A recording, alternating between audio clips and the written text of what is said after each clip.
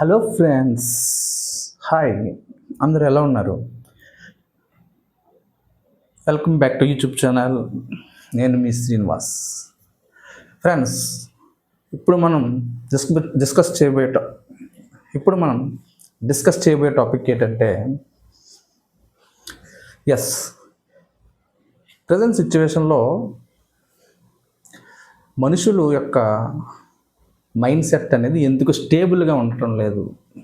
అసలు ఆ మనుషులు ఏం ఆలోచిస్తున్నారు? అసలు ఇన్ని భర్తలు భార్యలు చంపుకోవడం, లేకపోతే ఈ దొంగతనాలు ఎక్కువ జరగడం, లేకపోతే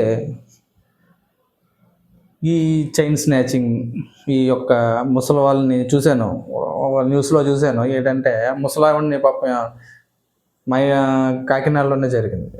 ఉంగరాలు రావట్లేదని చెప్పేసి వేలు నరుక్కుని వెళ్ళిపోయారు. ఎక్కడో నార్త్లో చూశాను, కాళ్ళకున్న కడియాలు రావట్లేదని చెప్పేసి కాళ్ళు నరికేసుకుని వెళ్ళిపోయారంట. ఫ్రెండ్స్, ఏం జరుగుతుంది అసలు?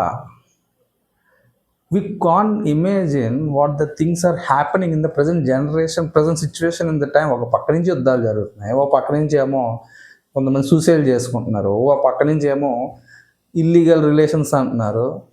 బయట కుర్రోళ్ళందరూ పాపం మ్యారేజ్ చేసుకోవడానికి భయపడుతున్నారు. ఇంకో పక్కన స్టూడెంట్స్ అనేది ఆ ప్రెజర్ని తట్టుకోలేక వాళ్ళు ఇబ్బంది పడుతున్నారు. అసలు ఈ యొక్క సిచ్యువేషన్ ఎందుకు వస్తున్నాయి? మైండ్ సెట్ అంటే ఇప్పుడు సిచ్యువేషన్లో మనం ఏదైతే రాంగ్ డిసిజన్స్ ఎందుకు వస్తున్నాయి అనే దాని మీద ఇప్పుడు నేను మాట్లాడాలనుకుంటున్నాను. Everything is depends upon psychology guys. ఈ సైకాలజీలో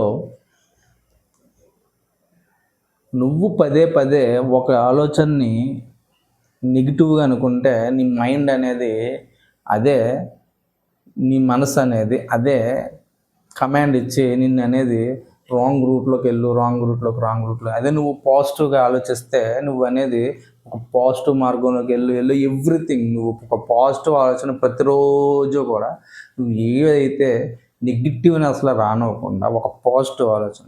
అసలు ఇప్పుడు ఈ రీసెంట్గా వైష్ణవి హరి ఆ కేసు చూసుకుంటే అక్కడ జరిగింది ఏంటంటే, ఒక 18 years అమ్మాయి, అంటే ఒక ఇంకా అమ్మాయికి మైండ్ మెచ్యూరిటీ లేకుండా ఒక మ్యారేజ్ చేయడం వల్ల ఏంటంటే ఆమె చైల్డిష్ లాగా కొంచెం అనేది బిహేవ్ చేస్తుంది. కరెక్టే, ఆడు చంపడం అనేది రాంగే, చంపడం అనేది తప్పు.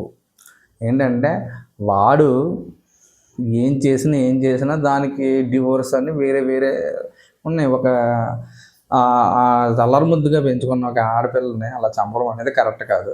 అయితే ఒకటి ఏంటంటే,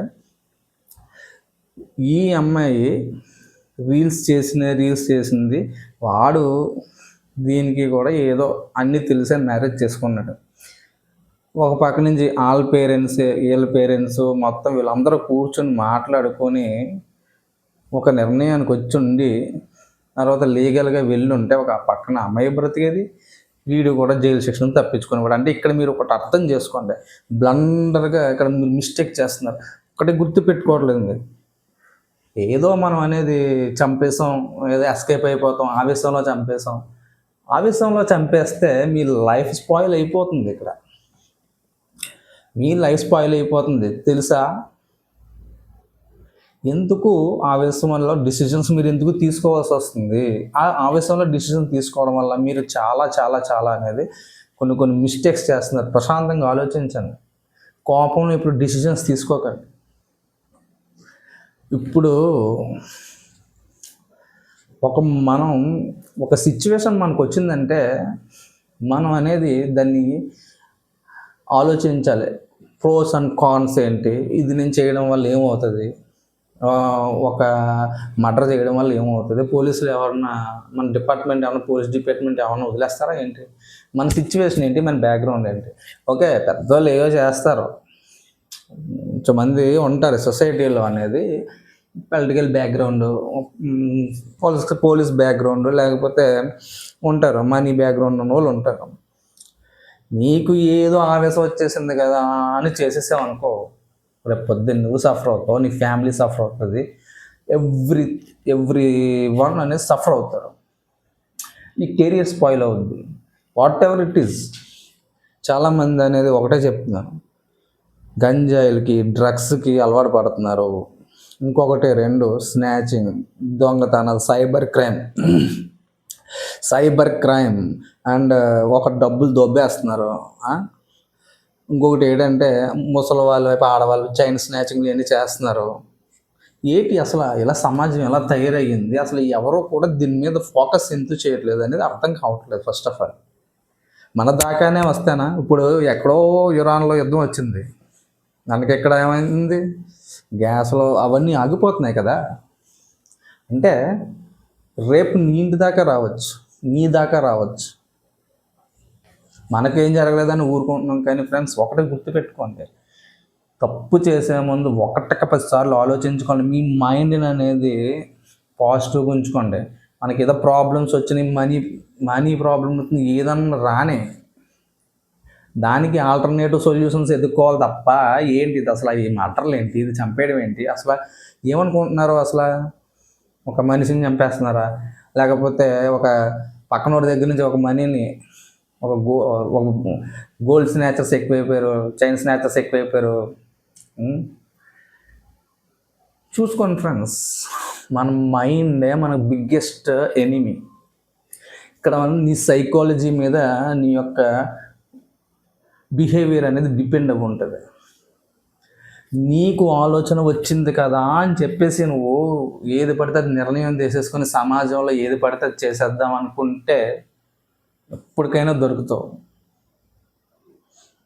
ఒకళ్ళ మర్డర్ కానీ లేకపోతే ఒక బిగ్గెస్ట్ స్కామ్లు కానీ జరిగితే పెద్ద పెద్ద వాళ్ళే వెళ్ళిపోయారు. దుర్యోధనుడు అంతటి వాడే ఏమయ్యాడు, మహాభారత యుద్ధం, కర్ణుడు ఉన్నాడు, ద్రోణాచార్యుడు ఉన్నాడు, భీష్ముడు ఉన్నాడు.